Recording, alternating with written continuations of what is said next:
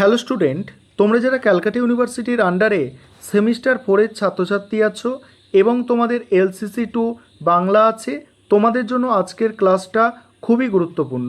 আজকের ক্লাসে তোমাদের 5 নম্বরের দুটি গুরুত্বপূর্ণ প্রশ্নের উত্তর নিয়ে আলোচনা করব এবং আজকের ক্লাসে যে দুটো 5 নম্বরের প্রশ্নের উত্তর নিয়ে আলোচনা করছি এই দুটো প্রশ্ন তোমাদের 2022 সালে পরীক্ষায় এসে গিয়েছে। সুতরাং তোমাদের জন্য মোস্ট ইম্পর্টেন্ট প্রশ্ন এই দুটো। তাহলে প্রশ্নের উত্তর দুটো তোমরা বুঝে নাও। প্রথম যে প্রশ্নটা আজকে ক্লাসে আলোচনা করব, সামাজিক উপন্যাসের লক্ষ্যসমূহ সংক্ষেপে বিবৃত করো। লক্ষ্য মানে বৈশিষ্ট্য, এটা মাথায় রাখবে কারণ পরীক্ষায় প্রশ্নটা একটু ঘুরিয়ে দিতে পারে। সেক্ষেত্রে প্রথমে দেখে নেব সামাজিক উপন্যাস কাকে বলে। সমকালীন সমাজের চিত্র, সামাজিক সমস্যা, বাস্তব সমাজ প্রেক্ষিতে বিভিন্ন চরিত্রের দ্বন্দ্ব সংকট ইত্যাদি সামাজিক উপন্যাসের উপাদান। ব্যক্তিজীবন ও সমাজ জীবন এই দুইয়ের উপস্থিতি সামাজিক উপন্যাসে কাম্য। এবার বলা হচ্ছে সামাজিক উপন্যাসের সংজ্ঞা। সেখানে কি বলা হচ্ছে দেখো, যে উপন্যাসের কেন্দ্রস্থল প্রচলিত সমাজ, যেখানে চরিত্র বা ঘটনা সমাজের উপকরণ মাত্র, সমাজ জীবনের চিত্র যেখানে শিল্পমণ্ডিত, তাই সামাজিক উপন্যাস। সামাজিক উপন্যাসে মানব সমাজের বিভিন্ন সমস্যা, দ্বন্দ্ব সংঘর্ষ জটিলতা, দ্বন্দ্বের বহিরূপ অন্তরূপ বাস্তবতার সঙ্গে তুলে ধরা হয়। এবারে বৈশিষ্ট্য দেখো, 1 নম্বর বৈশিষ্ট্য আছে সামাজিক উপন্যাসে একটি বিশেষ অঞ্চলের সামাজিক সমস্যা স্থান পায়।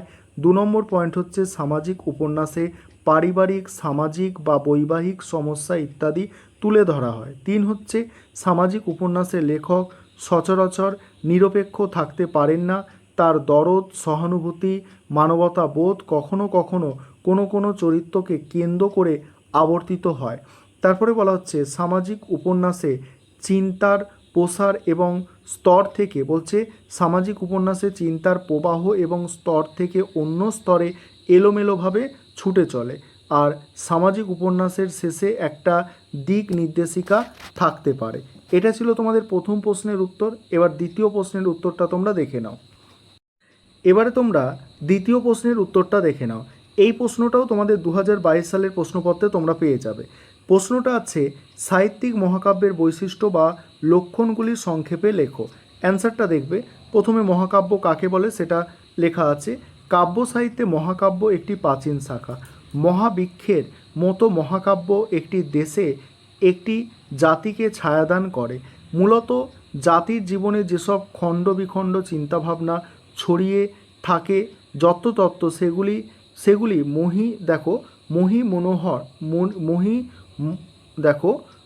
মোহময় সঙ্গীত লাভ করে মহাকাব্যে। মোহময় সঙ্গীত লাভ করে মহাকাব্যে।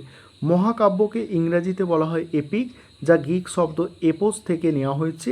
এপিক বলতে বোঝায় বীরগাথা। আর বীর নায়কের শৌর্য এটা হচ্ছে দেখো শৌর্য, আর এটা হচ্ছে বীর্যের মহিমায় উজ্জ্বল কাহিনী। এমন বীরগাথার সঙ্গে একটি জাতির সামগ্রিক আদর্শ ঐতিহ্য রীতি সংস্কৃতির সংযোগে গড়ে ওঠা কাহিনী মহাকাব্য হিসাবে আখ্যায়িত হয়। এবার বৈশিষ্ট্যগুলো আলোচনা করব। তার আগে যে বিষয়টা বলার আছে যে তোমাদের জন্য স্টাডি মেটেরিয়াল তৈরি করা হয়েছে। তোমরা কেউ যদি স্টাডি মেটেরিয়াল পারচেস করতে চাও এই নম্বরে যোগাযোগ করতে পারো 9123005218 এই নম্বরে যোগাযোগ করে তোমরা স্টাডি মেটেরিয়াল পারচেস করতে পারো। আমাদের স্টাডি মেটেরিয়ালের দাম রাখা হয়েছে 400 টাকা। তারপর এবার বৈশিষ্ট্যগুলো তোমরা দেখো। 1 নম্বর বৈশিষ্ট্য হচ্ছে দেখো, মহাকাব্যের আখ্যান বস্তু হবে পৌরাণিক বা ঐতিহাসিক। 2 মহাকাব্যের নায়ক হবে কোনো দেবতা বা উচ্চ বংশজাত নৃপতি।